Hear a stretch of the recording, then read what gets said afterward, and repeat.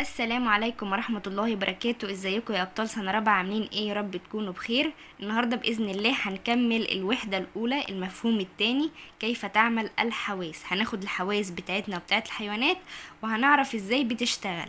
الدرس الأول مبدئيا كده هنتعرف ايه هي الحواس. الحواس عندي عددهم 5. معظمنا عارفين ان هما 5 حواس. ايه هما بقى ال5 دولت؟ قال لي اول حاجة النظر او الرؤية، انك تشوف الحاجات بعينيك. تاني حاجة الشم. تالت حاجة التذوق باللسان. ورابع حاجة هي السمع. وخامس حاجة اللمس عن طريق الايدي او الجلد عامة. من هنا بقى نقول تعريف لأعضاء الحس أو الحواس عامة. ايه هي أعضاء أو أجزاء موجودة في جسم الكائن الحي، مسؤولة عن استقبال المؤثرات من البيئة الخارجية زي العين والأذن والأنف واللسان والجلد. يعني ايه بيستقبلوا المؤثرات من البيئة الخارجية؟ المؤثرات ديت يعني الحاجات اللي موجودة في البيئة اللي احنا عايشين فيها. يعني مثلا لو أنا عندي مثلا طبق سلطة، انا شفته بالعين بتاعتي وتذوقته باللسان بتاعي ولمسته بالجلد بتاعي، يبقى انا هنا عملت استقبال للمؤثر اللي هو طبق السلطة ده اللي موجود في البيئة الخارجية برا جسمي، موجود في الخارج. الحواس دور كبير في مساعدة الحيوانات على التكيف مع البيئة اللي تعيش فيها. يعني الحواس ديت بتساعد الحيوانات ان هم يتكيفوا مع البيئة اللي هم عايشين فيها. ان هم يشوفوا مثلا حيوانات عايزة تاكلهم فيهربوا، او يشوفوا مثلا فرائس عايزين يصطادوهم فيروحوا هاجمين عليهم. كل الحاجات ديت بتساعدهم ان هم يتكيفوا مع البيئة اللي هم عايشين فيها. هل هنا بقى لو سألني التكيف دوت تكيف تركيبي ولا تكيف سلوكي، هتقولي يا ميس ما هو الحواس ديت تركيب في جسم مين؟ الحيوان، يعني تكيف تركيبي. بيقول بقى انه جميع الحيوانات بتستخدم حواس مختلفة لتتكيف مع البيئة. تعالوا ناخد بقى امثلة على الحيوانات ديت وازاي هي بتستخدم حواسها عشان تتكيف مع البيئة. اول مثال عندي هو الكلب. الكلب عندي يعتمد على حاسة الشم في البحث عن طعام ومعرفة المواد الخطرة والممنوعة. يعني هو بيضطر او بيحب ان هو يشم علشان يعرف فين مكان الطعام او الغذاء اللي هيتغذى عليه. وكمان لو في مثلا الاكل دوت مش هينفعه او مش كويس، بيعرف من خلال حاسة الشم عشان يبعد عنه وما ياكلهوش وما يتضرش. يصدروا مجموعة من الأصوات والحركات لتنبيه رجال الأمن. يعني إيه؟ يعني في الأماكن الكبيرة اللي هي المعروفة زي الأوتيلات أو الفنادق المشهورة وكده بيبقوا رجال الأمن معاهم كلاب. ليه الكلاب ديت؟ كلاب حراسة، علشان لو في أي خطر أو سرقة أو هجوم أو أي حاجة من الحاجات ديت، الكلاب تقوم إيه؟ عاملة أصوات ومنبهين رجال الأمن، أو يعملوا حركات يشدوا رجال الأمن، أو مثلا يرفعوا رجليهم أو يجروا ورا مثلا اللي بيسرقوا كده. يبقى هنا بينبهوا رجال الأمن بالحاجات الخطرة. تاني حيوان أو تاني مثال عندنا هو النمس المصري. النمس المصري ده شكله، قال لي بيعمل ايه بقى النمس المصري وازاي بيستخدم الحواس بتاعته. قال لي اول حاجة ان هو بيتواصل على إصدار مجموعة من الأصوات تبدو لنا بالثرثرة. يعني ايه الثرثرة؟ يعني يقعد ان هو يعمل أصوات كده كأنها دوشة. علشان ايه؟ عشان يتواصل مع الحيوانات الأخرى. يبقى هنا تعتمد طريقة تواصل حيوان النمس على إصدار مجموعة من الأصوات تبدو لنا بالثرثرة. أهمية أصوات بقى اللي هي الثرثرة ديت بالنسبة للنمس المصري، بيعمل بيها ايه؟ قال لي ان هو بينقل الرسائل الى الحيوانات النمس الاخرى عن طريق الاصوات ديت عند التحرك من مكان لاخر او عند التنقل بحثا عن الغذاء. يعني لو عندي نمس اهو مثلا عايز ينتقل لمكان اخر وشايف ان المكان اللي هم عايشين فيه دوت خطر، هيعمل ايه؟ هيقوم مصدر الاصوات بتاعته اللي هي الصرصرة ديت علشان يبلغ اصحابه التانيين ان هم ينتقلوا لمكان اخر. او لو النمس اللي هو الاولاني دوت لقى مثلا فريسة واصطادها وعاوز يبلغ اصدقائه علشان يجوا ياكلوا معاه بحثا عن الغذاء او عشان يحصلوا على الغذاء، هيقوم برضو مصدر الاصوات ديت اللي هي الصرصرة علشان يبلغ اصدقائه اللي هما النمس الاخرى. بيقول لي هنا كيف تستقبل الحيوانات المثيرات من البيئة وكيف تستجيب لها. ازاي الحيوانات بتشوف او بتسمع المثيرات من البيئة وازاي هي بتستجيب لها، يعني ازاي تعطي استجابة ايجابية ليها تروح لها يعني. قال لي هنا بعض الحيوانات لديها حواس قوية زي حاسة السمع او حاسة البصر. اول ما يشوفوا او يسمعوا حاجة يقوموا ايه؟ مستجيبين ليها، يعني رايحين مثلا على طول ايه؟ ناحيتها. يبقى هنا الإجابة بسبب إن هم عندهم حواس قوية. كل هنا بقى تتواصل الحيوانات معا عن طريق إصدار الأصوات أو الحركات فيما بينها. يعني ايه؟ يعني مثلا انا عندي النمس المصري لما بيكون عايز يبلغ اصدقائه الاخرين ان هو مثلا عايز ينتقل من مكان الى مكان اخر، يقوم مصدر ايه؟ اصوات اللي هي الصرصرة. او مثلا لو هو لقى فريسة وعاوز يحصل على الغذاء بتاعه او يبحث عن الغذاء بتاعه، يقوم مبلغ برضو اصدقائه الاخرين عن طريق اصدار الاصوات. طيب هل كل الحيوانات بتتواصل مع بعض عن طريق اصدار الاصوات؟ قالك لا، قالك في حيوانات اخرى بتتواصل عن طريق الحركات.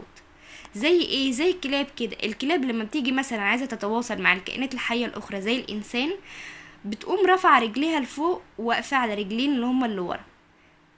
الحركه ديت معناها انه الكلب عاوز يلعب بالكوره، فالانسان يعرف على طول اول ما يعمل الحركه ديت، يقوم عارف ان هو لازم يحدف له الكوره او يلعب معاه بالكوره. خد بقى دلوقتي المثال التالت عندنا هو الدولفين. الدولفين دوت كائن مائي عايش في البحار. الحواس بتاعته بيعتمد على حاسة السمع. حاسة السمع عنده قوية جدا، بتساعده على البقاء على قيد الحياة. بيستخدمها في حاجتين: اول حاجة ان هو يبحث عن الطعام، وتاني حاجة ان هو يحمي نفسه تحت الماء في الظلام. يعني ايه البحث عن الطعام؟ هو مثلا عنده السمع ده قوي، فلما بيسمع حركة اي اسماك في المية بيسمعها على طول بسرعة، فبيروح ايه؟ رايح ناحيتها واكلها.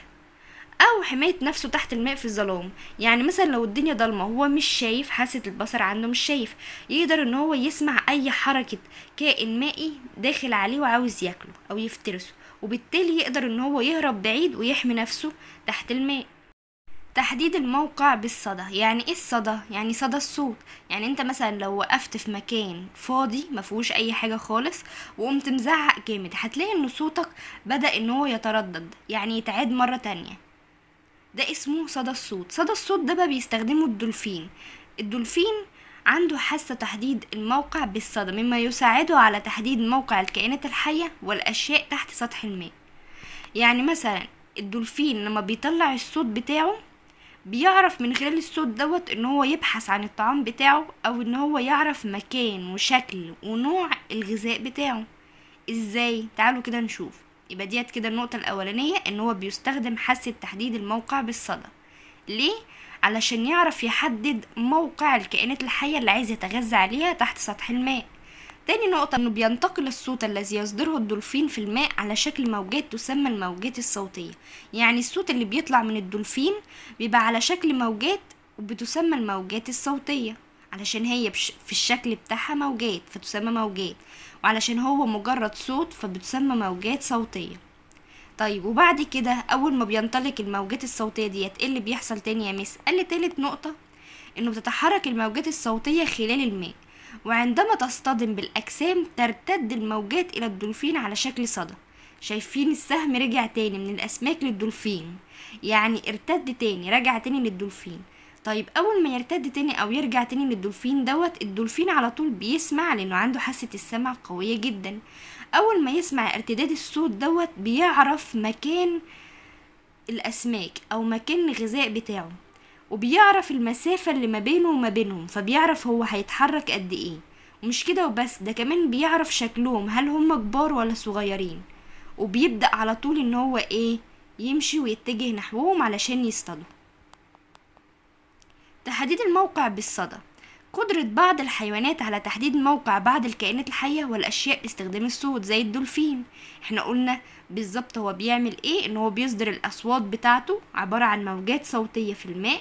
بعد كده أول ما بتخبط في أي كائنات حية الموجات الصوتية ديت بترتد تاني، يعني بترجع تاني للدولفين، فالدولفين يسمعها لأنه عنده حاسة السمع قوية، ويقوم عارف المسافة اللي ما بينه وما بينهم، ويقوم ماشي ورايح يصطاده. يبقى هو كده استخدم الأصوات وحاسة السمع في انه يعرف يصطاد مين؟ الغذاء بتاعه او يحصل على الطعام.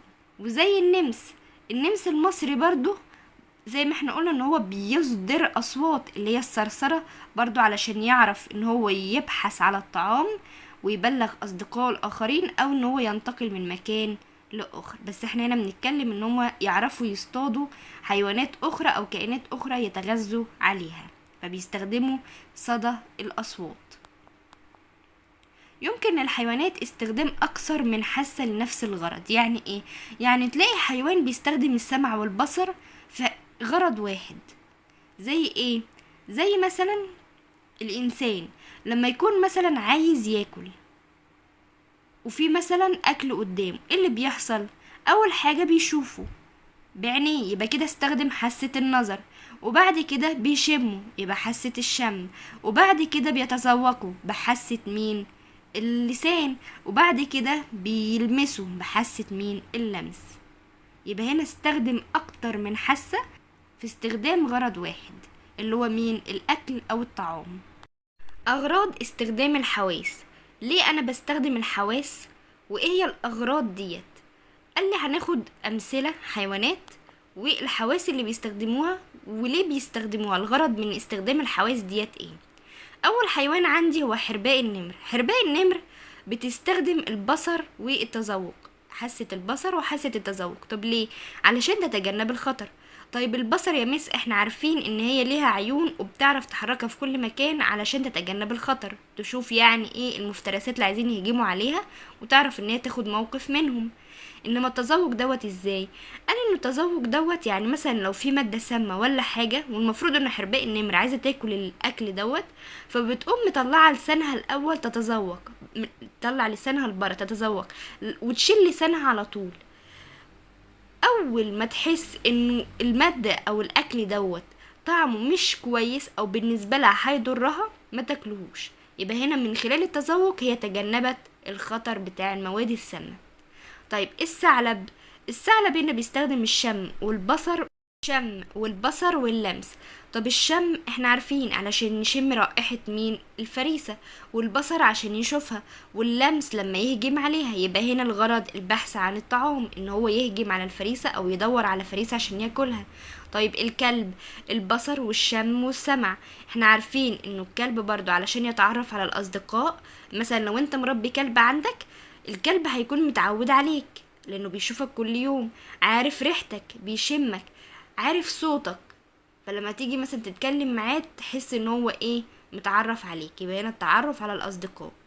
رابع مثال البومة. البومة هنا احنا عارفين انه شكل البومة عينيها كبيرة كده، فهي طبعا حيوان او كائن ليلي، فلازم يبقى فيه بصر وسمع. ليه البصر؟ البصر علشان تشوف كويس، عشان تبحث عن الفريسة اللي هي هتتغذى عليها. والسمع ودانها برضو قوية جدا، عاملة زي الخفاش كده، علشان تسمع الأصوات أو صدى الأصوات بتاع الفرائس وتعرف تهجم عليهم بالليل، على لأن هي بالليل ممكن ما تكونش ايه؟ بتشوف كويس، فتعرف ان هي تعتمد على حاسة السمع بدل البصر. وممكن طبعا بتعتمد على الاتنين، لان احنا زي ما احنا قلنا ان عيونها مخصصة للبصر الليلي، لان هي بتبقى عايشة او بتصحى اكتر بالليل زي الخفاش كده. تعالوا بقى نتكلم عن الاستجابة الحسية. ايه هي الاستجابة الحسية؟ زي ما احنا قلنا استجابة انك تستجيب لحاجة موجودة في البيئة الخارجية من خلال الحواس بتاعتك. فانا دلوقتي هستخدم حاسة اللمس. انا مثلا حطيت ايدي ومسكت تلجة، ايه اللي هيحصل لو انا لمست تلجة؟ قال لي اول حاجة الاستجابة اللي انت عملتها ديت ان مسكت التلجة هتنتقل وتروح لمين؟ للمخ. المخ بقى طبعا هيقوم صاحي كده وقايل لك طب انا اعمل ايه دلوقتي؟ انت دلوقتي رحت مسكت التلجة، انا اعمل ايه علشان انقذك واخليك تشيل ايدك بسرعة؟ هيقوم المخ باعت استجابات ليك انك انت تشيل ايدك بسرعة، لانه المخ احنا زي ما احنا عارفين ان المخ دوت هو من اهم الاعضاء اللي موجودة في الجسم. المخ والقلب من اهم الاعضاء، لو مش موجودين الانسان يموت على طول، لانه المخ هو اللي بيتحكم بكل افعالك، والقلب طبعا هو اللي بيضخ الدم لجميع اجزاء الجسم وينقل العناصر الغذائية من خلال الدم. المخ هنا هيقوم باعت استجابة او خاصية ليك انك تشيل ايدك بسرعة، فانت تقوم شادد ايدك بسرعة من على التلجة وشايلها. ده بسبب مين؟ بسبب المخ. المخ هو اللي بعتلك وراح قايلك شيل ايدك بسرعة، تقوم انت شايلها، هو اللي بيتحكم في الافعال بتاعتك. حلو، يبقى الاستجابة الحسية هنا ماذا يحدث اذا لمست مكعب تلج بيدك؟ ايه اللي هيحصل؟ قال لي اول حاجة هيستقبل الجلد عضو الحس دوت المعلومة الاتية اللي هو فيه مكعب تلج بارد انا لمسته، هيقوم باعت للمخ، يبقى تتم معالجة هذه المعلومة وتفسيرها عن طريق المخ، يبعت بسرعة للمخ يقوله بص انا مسكت ايه التلج، اعمل ايه؟ يقوم المخ مدرك الموضوع ويخليك تشعر بالبرودة وتشيل ايدك بسرعة. المخ بقى ايه هو؟ ده المخ موجود هنا اهو، وده شكله موجود في الدماغ. طيب ايه هو العضو المسؤول عن معالجة المعلومات الحسية. يعني اي حاجة بتحصل في جسمك، اذا كان بقى بصر او اذا كان شم او اذا كان تذوق او اذا كان لمس، ايا كان ايه هو، دي كلها تعتبر معلومات. المعلومات الحسية ديت يعني عن طريق ايه؟ الحواس، جايله من عن طريق الحواس. يعني انت شفت مثلا ايه؟ نمر قدامك، يقوم على طول البصر بعت المعلومة ديت للمخ، المخ بقى يقوم مترجمها ومعالجها. ده في نمر، يبقى على طول ايه؟ اجري. تقوم انت جاري. يبقى المخ هو اللي بيخليك تتحكم بالافعال بتاعتك، او تعرف انك انت تتصرف في اي ايه موقف. طبعا الكلام دوت عن طريق الحواس او المعلومات الحسية، اللي هي الحواس بتبعت المعلومات ديت للمخ. يبقى هو العضو المسؤول عن معالجة المعلومات الحسية. وبكده يا حلوين نكون خلصنا الدرس الاول في المفهوم التاني. استنوا ان شاء الله الفيديو القادم هناخد فيه الدرس التاني.